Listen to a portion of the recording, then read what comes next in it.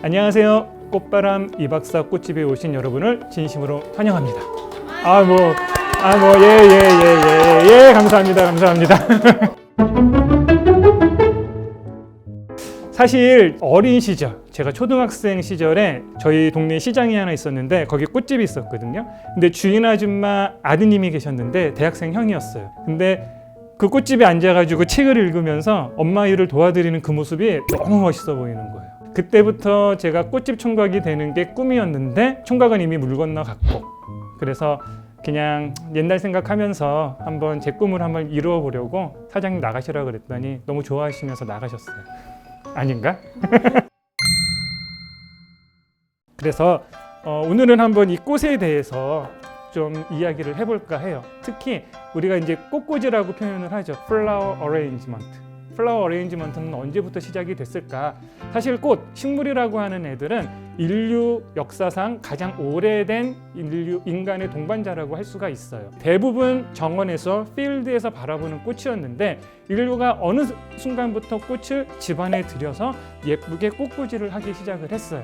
찾아보니까 문헌상으로 약 지금부터 한 4,000년에서 5,000년 전에 고대 이집트에서부터 꽃꽂이가 시작이 됐다고 합니다. 집 안으로 꽃을 들여서 꽃꽂이를 했던 모습들이 고대 이집트의 그림에 보면 표현이 되어 있다고 하네요. 근데 고대 이집트에는 그런 풍습이 있었대요. 장례를 치를 때 꽃을 뿌려주거나 그 장례 행렬이 지나갈 때, 생각해보면 우리도 꽃상여가 있잖아요. 그리스 로마 시대, 얘네들은 꽃을 단지 그냥 형태로만 사용하지 않았고 꽃꽂이를 하면서 중간중간에 허브를 포함을 시켜가지고 향기와 함께 집안을 데코할 수 있도록 발전을 했다라고 합니다. 제가 간혹 정원을 소개할 때 어떤 표현을 쓰냐면, 정원은 인간이 처음부터 아름다움을 위해서, 자연과 함께하기 위해서 만들어낸 것이 아니에요. 우리가 생존하기 위해서 만들어진 곳이 정원이었고, 이제 먹고 살만해지니까 정원을 통해서 우리 인간들이 아름다워지기 원했던 거예요. 그것처럼 우리는 실생활에서 시작을 했지만 이것이 발전하면서 예술로 바뀌는 장르들이 몇 가지가 있습니다. 그 중에 한 가지가 우리 여러분들 잘 아는 퀼트라고 하는 장르가 있어요. 지금은 퀼트 작품이 정말 고가의 작품들은 한 20억에서 30억까지도 한다고 해요. 요만한 퀼트 작품이.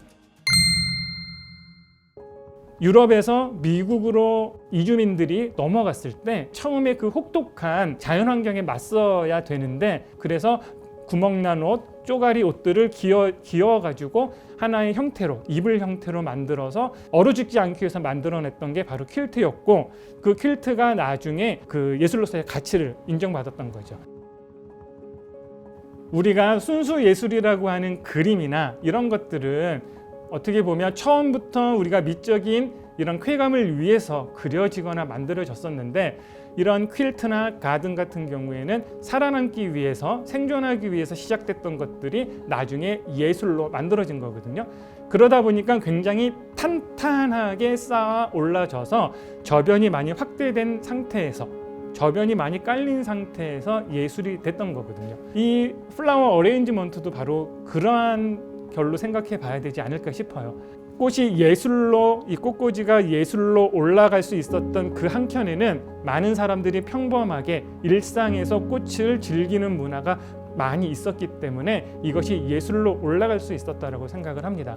그러면은 이 박사님 집에도 꽃을 항상 놓으시는 거예요? 봄이 되면 주로 좀 많이 하고요. 사실은 제가 아들 둘을 키우거든요. 근데 애들이 어렸을 때는 왜 그렇게 꽃을 찢는지, 왜 꽃을 그렇게 뜯어서 먹는지. 이제 요즘은 조금 커서 제가 이제 일하는 곳에서 장미를 잘라다가 테이블에 놓고 식탁에 놓으면 아이들이 와서 이제 향기를 맡아요. 향기를 맡으면서 아빠 꽃이 참 예뻐요 소리를 하는 거 보니, 그 무지막지한 아들들도 어린 시절부터 제가 이 꽃에 대한 감성을 계속 심어줬더니 이게 아름다운 것을 아름다운 생명체로 볼 수 있는 것 같아요.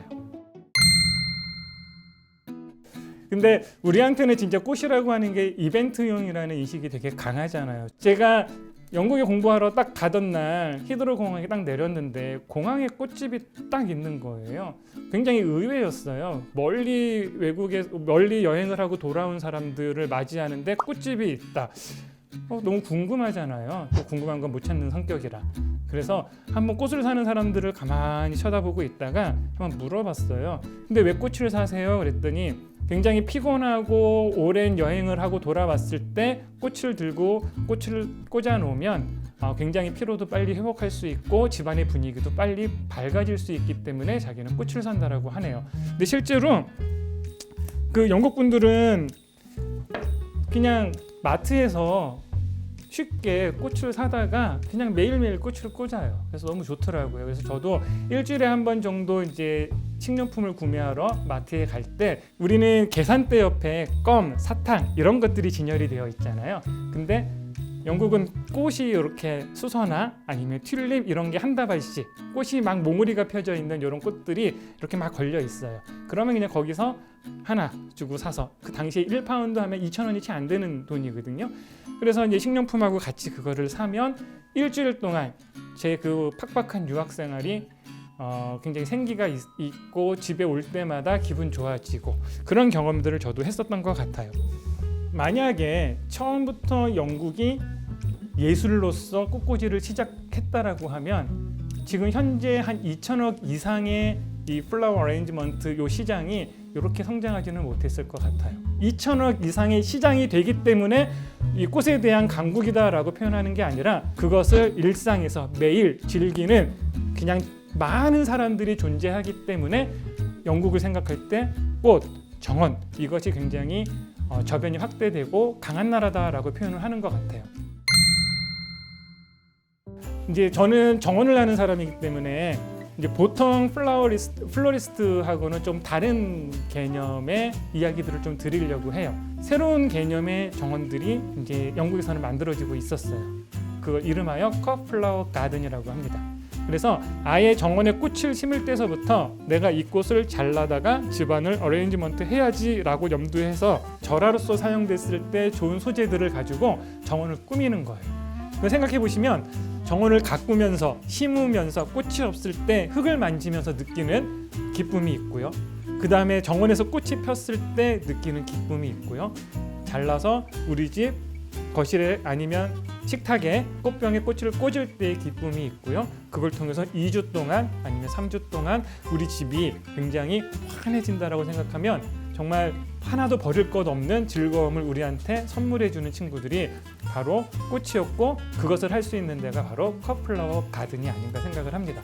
그래서 저희가 꽃을 심을 때 아마 우리 많은 분들이 그냥 정원에서 보고 끝나기 위해서 꽃을 심거나 가꾸는 분들이 많이 있을 텐데 일부 꽃들은 우리가 절화로 집안에 드리기 위해서 품종을 선정하여서 꽃을 심으신다면 훨씬 더 즐거운 정원 생활이 될 수 있을 것 같아요. 혹시 꽃 선물 자주 하세요? 그렇죠?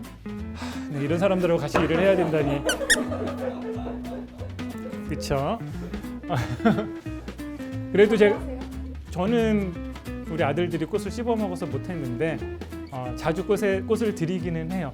근데 지금 되게 막 죄스러운 게 제가 저희 부모님한테는 꽃을 선물해 본 지가 어렸을 때 카네이션을 선물하고는 별로 없었던 것 같아요. 그래서 오늘 제가 꽃집에 온 이상 저도 꽃을 가지고 뭔가 작품을 한번 만들어 보고 이 꽃을 저희 부모님한테 한번 선물해 보면 어떨까, 봄을 기념하여. 오늘 꽃은 어떤 종류로 하실까요? 튤립이죠. 이유가 있을까요? 봄을 알려주는 소재 중에 튤립만한 게 없을 것 같아요. 그리고 그 튤립 축제를 제가 기획하고 있지 않겠습니까? 그래서 아들이 하고 있는 일, 아들이 저쪽에서 열심히 하고 있는 이 튤립을 가지고 뭔가 부모님에게 선물해 주는 일들이 되게 의미가 있지 않나 그런 생각을 해봅니다. 자, 그럼 선생님 한번 불러볼까요? 선생님! 안녕하세요. 안녕하세요. 저는 플로리스트 여영애라고 합니다. 지금 나 사고 쳤어요. 별로야? 둘이 다 웃는데? 당신들 한번 해봐. 이게 쉬운지. 제 성격이 그렇게 나쁘진 않죠? 아, 예, 예. 그게 될 거예요. 저를 믿으세요.